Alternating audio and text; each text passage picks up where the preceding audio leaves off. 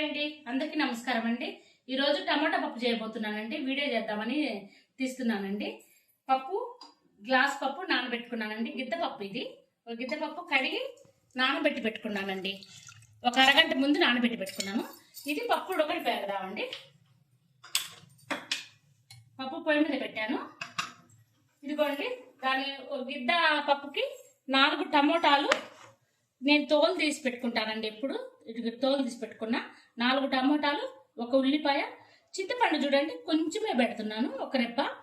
టమాటా పప్పుకి 1 రెబ్బే పట్టిద్దండి. ఇంకా ఉప్పు కారం పసుపు పెట్టేటప్పుడు చూపిస్తానండి. ఇది ఉడికిన తర్వాత చూపిస్తానండి. ఇదిగో చూడండి, ఇలా ఉడికితే సరిపోతుందండి. మరీ మెత్త ఉడకకూడదండి. మళ్ళీ ఇది టమాటా ఇవన్నీ ఉడకాలి కదండి, అందుకని టమాటా పెడుతున్నా. ఉల్లిపాయ, చింతపండు అండి, కొత్తిమీర కొంచెం కడిగి పెట్టానండి. కొత్తిమీర పెట్టుకుంటే చాలా బాగుంటుందండి. కొత్తిమీర, పసుపు, కారం, ఉప్పు కారాలు ఎవరి టేస్ట్ తగ్గట్టు ఎవరు పెట్టుకోండి. కారం నేను 3 స్పూన్లు పెడుతున్నానండి. చిన్న స్పూన్ కాబట్టి 3 స్పూన్లు పెడుతున్నానండి. నేను 3 స్పూన్లు కారము. ఉప్పు రుచికి తగ్గట్టు ఉప్పు అండి.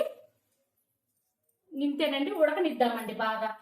టమోటా ఉల్లిపాయ అన్ని మెత్తగా ఉడకనిద్దామండి.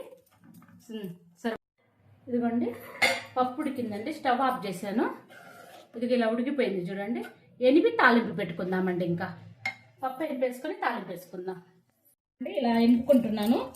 నేనైతే పప్పు గుత్తుతో ఇట్లా కింద కూర్చొని ఎనుపుకుంటానండి. బాగా మెదిగిపోతుందండి. ఇదిగో చూడండి ఎలా మెదిగిపోయిందో. ఇంకా తాలింపు వేసుకుందామండి. పప్పు ఎనిపి పెట్టుకున్నా, ఆయిల్ పెట్టుకున్నానండి. తాలింపు వేద్దామని చెప్పేసి నూనె కాగిందండి. తాలింపు గింజలు వేస్తున్నా. చూడండి, 1 ఉల్లిపాయ తరిగి పెట్టుకున్నా, 1 ఉల్లిపాయ, పచ్చిమిరపకాయలు, ఎండుమిరపకాయ, చిన్న ఉల్లిపాయ అండి. ఇవి వేస్తున్నాను. అన్ని ఒకేసారి వేస్తున్నానండి. కరివేపాకు అండి, 2 రెక్కల కరివేపాకు. ఇది ఎర్రగా వేగనిద్దామండి. ఇదిగో చూడండి, తాలింపు ఎర్రగా వేగింది. ఇలా వేగితే సరిపోతుందండి. పప్పు తాలింపు పప్పు పోస్తున్నానండి. పప్పు ఇలా పోసేసి మూత పెట్టేసుకుంటే మనకు మంచి స్మెల్ వస్తుందండి. బయటికి పోకుండా స్మెల్ వస్తుంది. స్టవ్ ఆఫ్ చేస్తున్నానండి. చూడండి పప్పు ఎంత బాగా కలర్ఫుల్గా ఉందో. నేను చేసిన పప్పు ఒకసారి ట్రై చేయండి. నేను చేసినట్టు చేయండి, మీకు పప్పు బాగా కుదురుతుంది. మనిషికి ఒక రకంగా చేస్తారండి. నేను చేసే పప్పు ఒకసారి చూడండి. నచ్చితే మాత్రం లైక్ చేయండి.